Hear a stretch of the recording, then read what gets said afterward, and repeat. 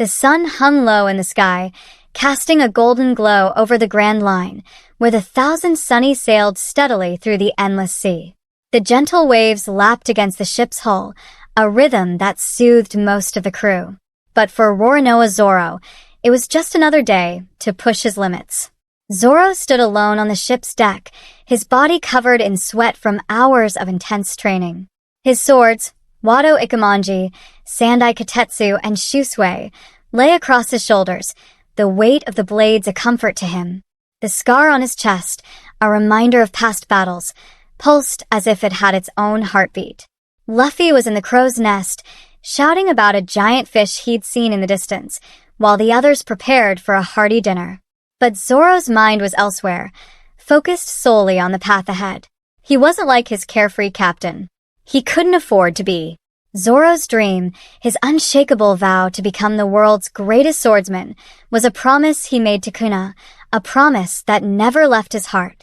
Every swing of his swords, every drop of blood spilled, every challenge faced, was another step toward that goal.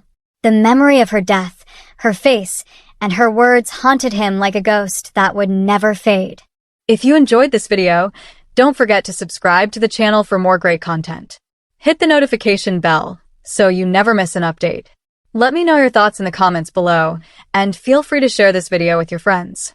See you in the next one. Zoro, dinner's ready. Sanji's voice echoed from the kitchen, breaking his concentration. The swordsman barely acknowledged it, his grip tightening around the hilt of Wado Ikemonji. He could feel it. He was close to something. A breakthrough. But what? The question gnawed at him. Suddenly, the ship shuddered. It wasn't the normal jostle from the waves, but something more violent. The 1,000 Sunny rocked as if struck by a colossal force. From the sea, a shadow emerged, towering, massive, with eyes gleaming like molten gold. A sea king, larger than any the crew had encountered, its roar shaking the very air. "Trouble's here," Luffy yelled, already springing into action, his grin wide with excitement. The rest of the crew followed, readying themselves for battle. But Zoro was already moving. His body was a blur, a green flash against the darkening sky.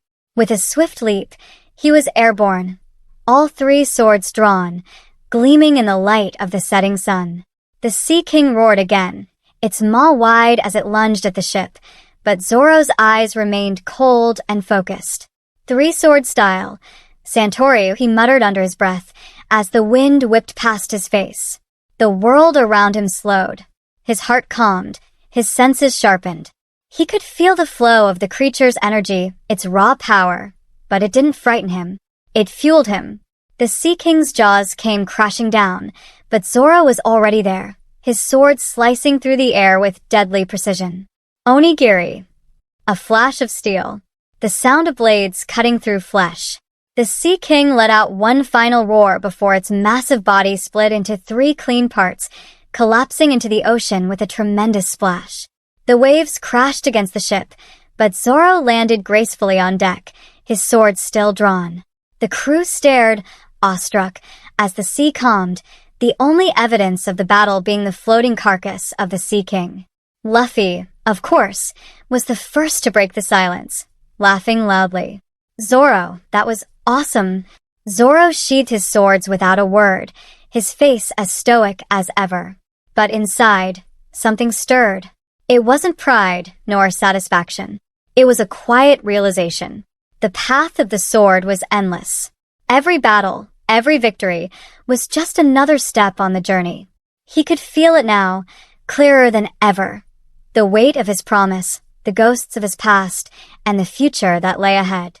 As the sun finally dipped below the horizon, Zoro turned his back to the sea and walked toward the crew, the shadow of his sword stretching long behind him. He wasn't there yet, not by a long shot. Mihawk was still out there, and the title of the world's greatest swordsman was still beyond his reach. But he would get there. No matter how many sea kings, warlords, or emperors stood in his way, he would carve his path through the Grand Line with the sharpness of his blades and the strength of his will. After all, that was the way of Roronoa Zoro.